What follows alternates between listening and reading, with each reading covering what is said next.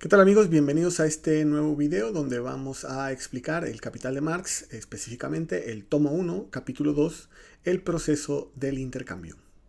Les recuerdo que se recomienda leer previamente este capítulo, posteriormente venir a esta explicación en este video y finalmente hacer una releída del capítulo para una mejor comprensión.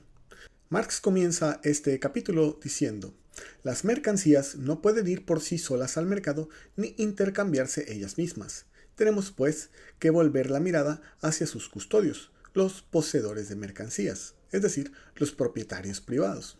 Enseguida nos dice Marx: para vincular esas cosas entre sí como mercancías, los custodios, los propietarios privados, de las mismas deben relacionarse mutuamente como personas cuya voluntad reside en dichos objetos. Recordemos aquí que, de acuerdo a lo que vimos en el fetichismo de la mercancía, son las mercancías las que median las relaciones sociales. Es decir, que son las mercancías las que se vinculan entre sí, a pesar de que tengan que ser sus propietarios privados quienes las lleven al mercado. Es de esta forma que los propietarios privados se vinculan, pero a través del intercambio de mercancías. Y continuamos con Marx.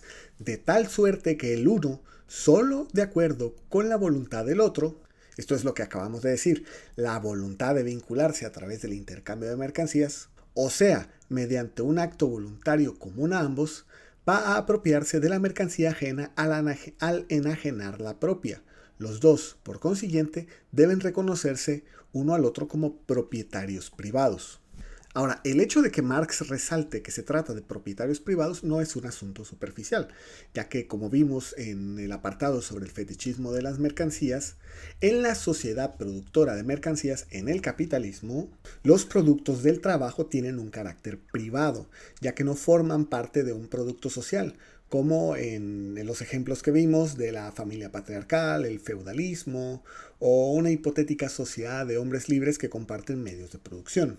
Entonces, el proceso de intercambio se da a través del intercambio de mercancías que pertenecen a propietarios privados que intercambian voluntariamente el producto de su trabajo privado. Y es a través del intercambio de mercancías que los propietarios privados se vinculan entre sí. Ahora dice Marx: su propia mercancía no tiene para él, para el productor, ningún valor de uso directo. Caso contrario, no la llevaría al mercado. Esto es, que el producto del trabajo debe exceder las necesidades del propietario privado, ser un excedente económico de su trabajo y no necesitarlo como valor de uso natural. Posee valor de uso para otros, es por eso que puede llevarlo al mercado. Para él, solo tiene directamente el valor de uso de ser portadora de valor de cambio y de tal modo medio de cambio, que es intercambiable. De ahí que quiera enajenarla por una mercancía cuyo valor de uso lo satisfaga. Esto es, que aunque el producto del trabajo de ese productor sea un no valor de uso para él, para poder llevarla al mercado necesita que sea reconocido como socialmente necesario por otras personas. De esta forma, el valor de uso del producto del trabajo para ese productor radica en la posibilidad de poder intercambiar ese producto del trabajo por uno que sí le satisfaga. Es decir, el valor de uso radica en su valor de cambio. Enseguida nos dice Marx: todas las mercancías son no valores de uso para sus poseedores, es decir, para quienes las producen, y valores de uso para sus no poseedores, esto es, para quienes las demandan. Por eso tienen todas que cambiar de dueño. Pero este cambio de dueños constituye su intercambio, y su intercambio las relaciona recíprocamente como valores, es decir, como tiempos de trabajo socialmente necesario que se comparan entre sí, y las realiza en cuanto tales. Las mercancías, pues, tienen primero que realizarse como valores antes que puedan realizarse como valores de uso. Esto último quiere decir que la mercancía debe ser portadora de valor, de trabajo abstracto, para poder ser intercambiada por una mercancía de la misma magnitud de trabajo abstracto. Y ese intercambio es el que demuestra que esa mercancía es portadora de valor de uso, es decir, que es reconocida como socialmente necesaria por otra. Eso se hace en el intercambio. Y finalmente aquí les dejo una ilustración en el que tenemos a un tejedor cuyo producto de su trabajo, el lienzo, es un no valor de uso. Sin embargo, contiene el valor de uso de ser valor de cambio. es decir, que puede ser intercambiado, por ejemplo, por una chaqueta, la chaqueta del sastre, y que para el sastre esa chaqueta es un no valor de uso, pero sí que tiene el valor de uso de ser valor de cambio, el valor de cambio de poder ser intercambiado por lienzo. Ambos, el lienzo y la chaqueta, son valores, trabajo abstracto, y es en el intercambio en el que demuestran que son valor de uso. Sin embargo, nos dice Marx enseguida, por otra parte, tienen que acreditarse como valores de uso antes de poder realizarse como valores. Pero si acabamos de decir lo contrario, que primero valores y después valor de uso. Entonces continúa, ya que el trabajo humano empleado en ellas solo cuenta si se le emplea en una forma útil para otros, pero que sea útil para otros, que su producto satisfaga necesidades ajenas, es algo que solo su intercambio puede demostrar. Esto constituye en realidad un doble movimiento, y es que estamos acostumbrados a pensar de forma lineal en el que una cosa sucede detrás de la otra. Pero en realidad podemos ver que el hecho de que un producto del trabajo realice su valor en el intercambio y por tanto sea reconocido como socialmente necesario, también depende de que sea valor de uso para que su valor se haga efectivo. Y es que recordemos que, como vimos en el primer apartado del capítulo 1 de este mismo tomo, ninguna cosa puede ser valor si no es objeto para el uso. Si es inútil, también será inútil el trabajo contenido en ella. No se constará como trabajo y no constituirá valor alguno. Enseguida continúa Marx. A todo poseedor de mercancías, toda mercancía ajena se le presenta como equivalente particular de la suya, y esta, su propia mercancía, como equivalente general de todas las demás. Pero como esto se aplica igualmente a todos los poseedores de mercancías, ninguna de ellas es equivalente general, y, en consecuencia, las mercancías no poseen una forma de valor relativa general en la que puedan equipararse los valores, compararse en cuanto a magnitudes de valor. Para poder explicar esto tenemos que volver a nuestro ejemplo que tuvimos en el apartado 3, capítulo 1 de este mismo tomo 1, en el que habíamos explicado la forma relativa y la forma equivalente del valor. Habíamos dicho que para que una mercancía pueda expresar su valor, tiene que hacerlo en su forma de equivalente, es decir, en otra mercancía. Y para poder expresar de forma ampliada su valor, tiene que compararse con distintas otras mercancías y que, una vez comparada con todas las mercancías, al invertir la ecuación, tenemos que esa mercancía se vuelve una forma de equivalente general. Pero todas las mercancías tienen que hacer lo mismo y no todas pueden ser equivalente general. Por ello tenemos lo siguiente. Hablando de los productores, dice Marx, solo pueden relacionar entre sí sus mercancías en cuanto valores, es decir, en cuanto trabajo abstracto, y por tanto solo en cuanto mercancías, al relacionarlas antitéticamente con otra mercancía, cualquiera que haga las veces de equivalente general, es decir, que pueden relacionar sus mercancías al compararla únicamente con una tercera. Y habíamos explicado en el apartado 3 del capítulo 1 de este mismo tomo lo que va a decir Marx enseguida. Pero solo un acto social puede convertir a una mercancía determinada en equivalente general. Por eso la acción social de todas las demás mercancías aparta de las mismas una mercancía determinada, en las cuales todas ellas representan sus valores. Esto es una mercancía que sirve como mediadora. La forma natural de esa mercancía se transforma por tanto en forma de equivalente socialmente vigente, en la cual todas se van a comparar. Su carácter de ser equivalente general se convierte, a través del proceso social, en función específicamente social de la mercancía apartada. Es decir, la función de esa mercancía es la de ser equivalente general. Es de este modo como se convierte en dinero. Justamente lo que explicamos en aquel apartado, cómo es que surge el dinero. Bajo qué proceso social surge el dinero. Y aquí tenemos algunos ejemplos de lo dicho en esta diapositiva.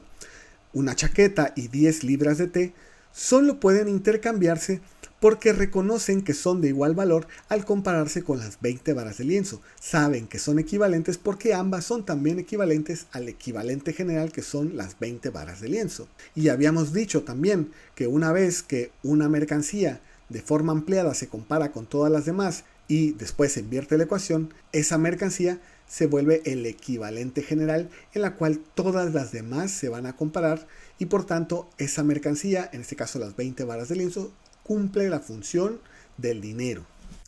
Ahora, ¿con qué mercancía comparar unas y otras? ¿Cuál es la mercancía dinero apropiada?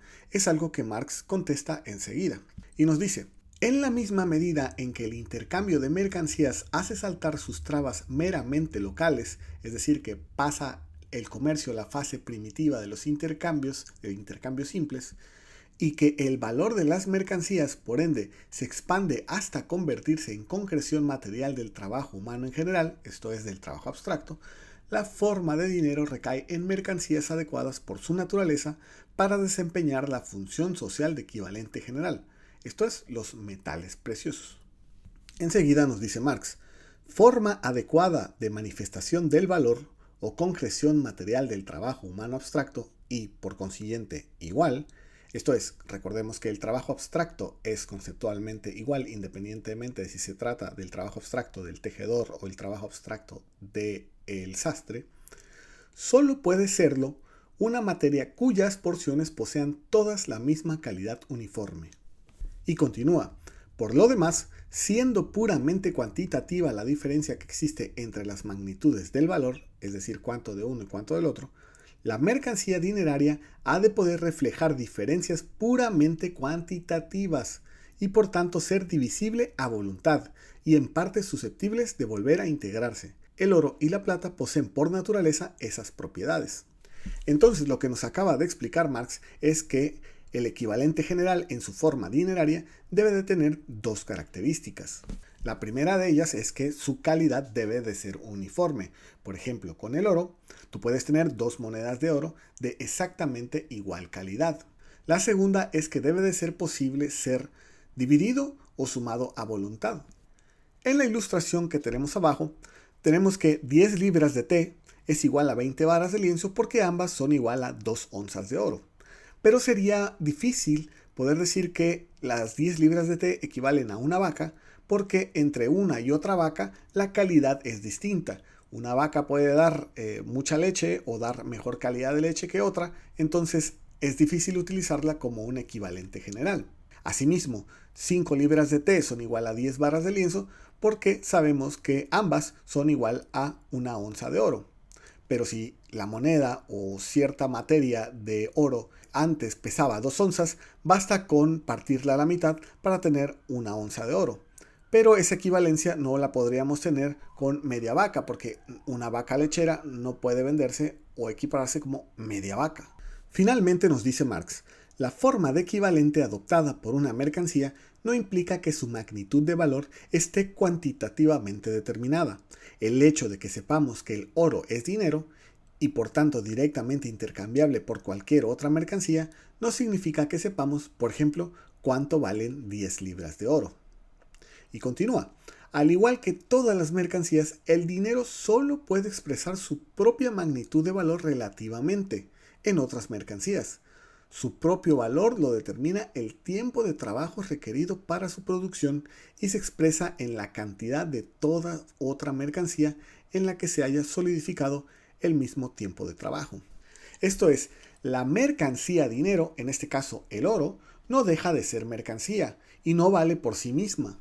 Y como cualquier otra mercancía, su valor está determinado por el tiempo de trabajo socialmente necesario para su producción. Y solo puede expresar su valor en el cuerpo de otra mercancía, tal y como vimos en la forma relativa y en la forma de equivalente del valor. Si, como en esta ilustración que tenemos abajo, 2 onzas de oro equivalen a todas las mercancías que están expresadas del lado izquierdo, por ejemplo a 20 varas de lienzo, o 2 onzas de oro es igual a una chaqueta o a 10 libras de té. Si el tiempo de trabajo socialmente necesario para la producción de esas 2 onzas bajara a la mitad, ahora 2 onzas de oro solo equivaldrían a la mitad de las mercancías del lado izquierdo, es decir, solo a 10 varas de lienzo o a media chaqueta o a 5 libras de té, etc. Bueno amigos, es así como hemos llegado al final de este video donde hemos explicado el tomo 1, capítulo 2, el proceso del intercambio. Espero que este video les haya servido. Si es así, por favor no se olviden de dejar su like y comentar si les ha servido y al mismo tiempo suscribirse. No se olviden de hacer una relectura del capítulo y finalmente pedirles que nos ayuden a compartir estos videos para que este canal se vuelva un material de consulta para todos aquellos que estén leyendo El Capital. Nos vemos en el próximo video.